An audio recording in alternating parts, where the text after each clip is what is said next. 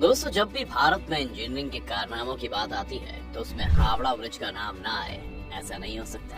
और अगर कोई फिल्म में कलकत्ता का सीन दिखाना हो तो ऐसा हो ही नहीं सकता कि उसमें हावड़ा ब्रिज का शॉट या सीन ना हो, चाहे वो पीकू हो या गुंडे। यानी अगर कहें तो ये हावड़ा ब्रिज ही है जिसके लिए कोलकाता अपनी मिठाइयों से भी ज्यादा फेमस है। लेकिन ये तो हम सब शायद जानते ही हैं कि हावड़ा ब्रिज कितना फेमस है, लेकिन हम में से बहुत कम लोग ये जानते हैं कि इस ब्रिज के बनने की कहानी क्या है और आखिर क्यों इसे इंजीनियरिंग का एक बेहतरीन नमूना कहते हैं। आज के इस वीडियो में हम आपको इस ब्रिज से जुड़ी हर वो बात बताएंगे जिसे बतौर भारतीय आपको जानना ही चाहिए।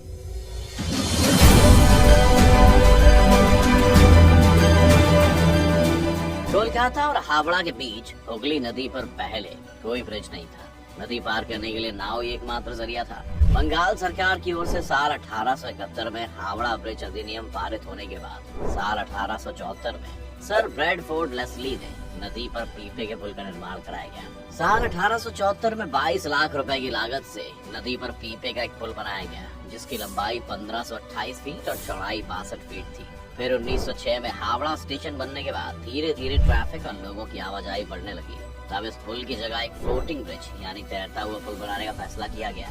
लेकिन तब तक पहला विश्व युद्ध हो चुका था, इसी वजह से ये काम शुरू नहीं हुआ, जिसके बाद युद्ध बीता और साल 1922 में न्यू हावड़ा ब्रिज कमीशन का गठन करने के कुछ साल बाद इसके लिए टेंडर जारी किया गया। तब जर्मनी की एक फर्म ने सबसे कम पैसे का टेंडर भरा था, लेकिन तब जर्मनी और ग्रेट ब्रिटेन के आपसी संबंधों में भारी तनाव रहने की वजह से जर्मनी की उस कंपनी को इस पुल को बनाने का ठेका नहीं दिया गया। बाद में वो काम Brathwaite burn and Joseph construction company को सौंपा गया। अगर बात करें इस कैंटिलीवर ब्रिज को बनाने की तो इसमें 26,500 टन स्टील का इस्तेमाल किया गया है। अब उस वक्त में इतना स्टील इकट्ठा कर पाना एक बड़ा टास्क था, लेकिन पुल का निर्माण बहुत जरूरी था। इसीलिए देश की बड़ी स्टील बनाने वाली लगभग इकलौती कंपनी टाटा ने अपने पास से स्टील बेचने की बात कही। इसी कारण डिमांड में से 23,500 टन स्टील की सप्लाई टाटा स्टील ने की। यानी अगर देखें तो ये पुल एक तरह से टाटा का ही पुल है। इस बात मिलने के बाद हावड़ा ब्रिज की डिजाइन तैयार की गई,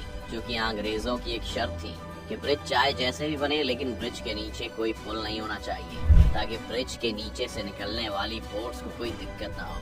इसीलिए हावड़ा ब्रिज की जब डिजाइन तैयार की गई तो उसमें सिर्फ 4 खंभे बनाने की बात हुई जो दोनों सिरों पर लगने वाले थे। जिसका मतलब ये है कि पुल के बीच में कोई भी खंभा नहीं है, न ही पुल को तारों से लटकाया गया है। पूरा ब्रिज महज नदी के 2 किनारों पर बने 280 फीट ऊंचे 2 पायों पर टिका है। इसके दोनों पायों के बीच की दूरी 1,500 फीट है। नदी में कहीं कोई पाया नहीं है, जो कि अपने आप में अजूबा है कि कैसे बिना खंभे के पुल करीब 1 सदी से खड़ा है। इसके साथ ही साथ हैरान कर देने वाली बात यह है कि पुल के निर्माण में स्टील की प्लेटों को जोड़ने के लिए नट बोल्ट के बजाय धातु से बनी कीलों यानी रिवेट्स का इस्तेमाल किया गया है।